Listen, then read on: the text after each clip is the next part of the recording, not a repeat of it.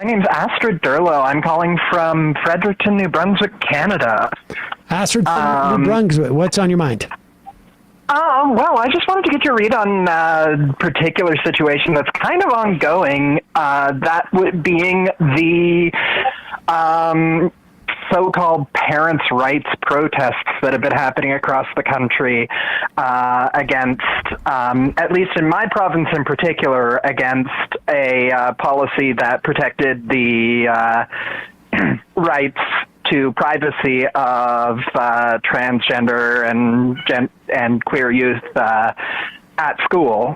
I was at one of the counter-protesting one of the protests a couple of weeks ago, and it was genuinely disturbing that there's this odd coalition between white supremacists and Muslims over this, and most of them brought their kids.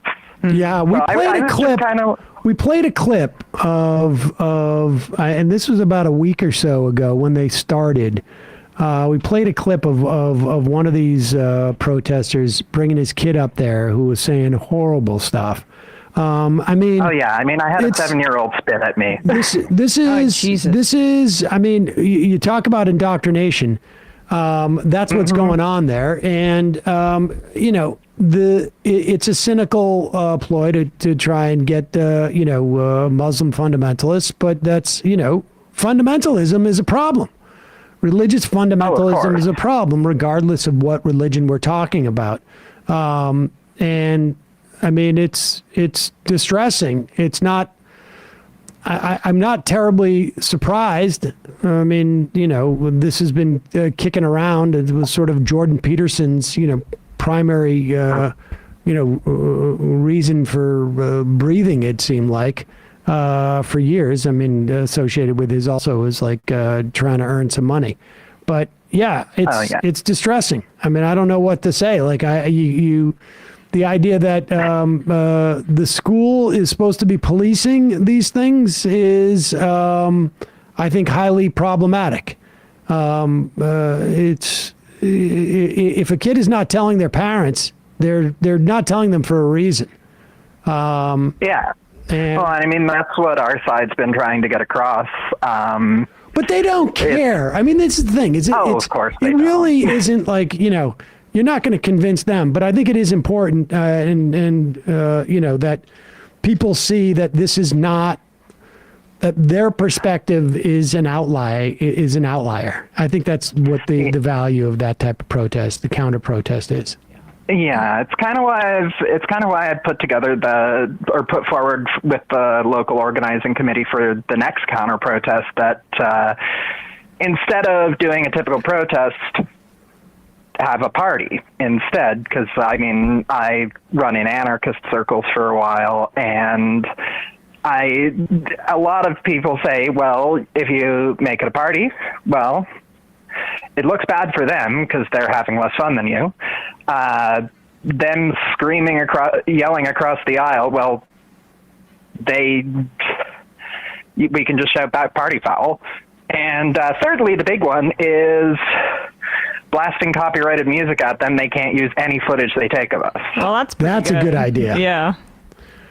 Appreciate the call. That's excellent. All right. Have a good one. Thanks. All right. Should we take one more phone call? Yeah. Calling from a 308 area code. Who's this? Where are you calling from? 308? Oh, gone. Let's see here. We got a lot of people been hanging on for about... calling from a 270 area code. Who's this? Where are you calling from? Oh, hey, that's me. This is Lane. I am from Nashville, but currently working up in Kentucky on a solar farm that I'm putting in with the IBEW. Wow. All right. Nice. Hi, Lane. Welcome to the program. What's on your mind?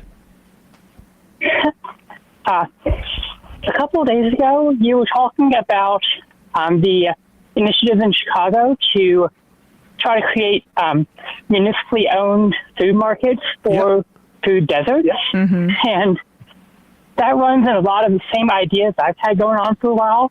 Actually starting to work on a book about it, but regardless. Something that I see that is a similar move to address food inequity is in a lot of more progressive leaning cities, there are food cooperatives.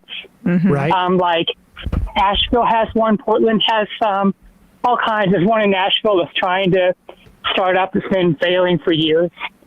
But I just was wondering, how did the member cooperative become so embedded in leftist thought?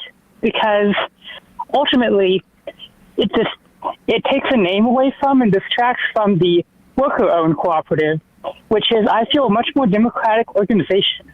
With member-owned cooperatives, there's still a divide between the ownership class and the working class, whereas worker-owned cooperatives, things like you see, I think it's called Monsanto out in Spain, there are all kinds. Look at the Southeast Sunoco cooperative developments, they're way more than I could ever tell you. Worker-owned cooperatives actually put that ownership power back in the hands of the workers, creating a kind of sustainable socialism from within our current capitalist system. So by doing that, we're able to make better environments for the workers that we're trying to empower. And I was just wondering, with all these co-ops that we've seen, every single one that I can find is member-owned. How did that become the paradigm we fall into?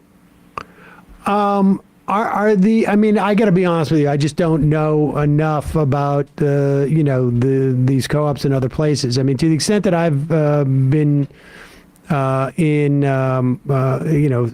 had experience in terms of co-ops, in terms of supermarket, and in terms of like nursery school, and in both instances, as a member, you had to work, but you weren't necessarily a full-time worker. There were like actually employees of the co-op. I don't know. I would imagine just because there's not been a huge history in this country of those co-ops, and there hasn't been necessarily the statutory, benefits maybe, or structures to make it, it easily become a worker co-op. I mean, to the extent that I know of worker co-ops in this country, they tend to have been established as a private entity and then basically sold to the workers. Although, like JustCoffee.coop, one of our sponsors, as far as I know, that they're just a full-on worker co-op. But I think I think so. Yeah. I think because most of the co-ops in this that people are part of in this country, or that we're aware of, tend to be retail outlets. So yeah, like REI is a very prominent example of that. Yeah. So I mean, I don't know. It's a good, interesting question. If you ever come across any research or writing on it, send us an email at majorityreporters@gmail.com. Richard Wolff loves those questions, apparently, according to Daredevil.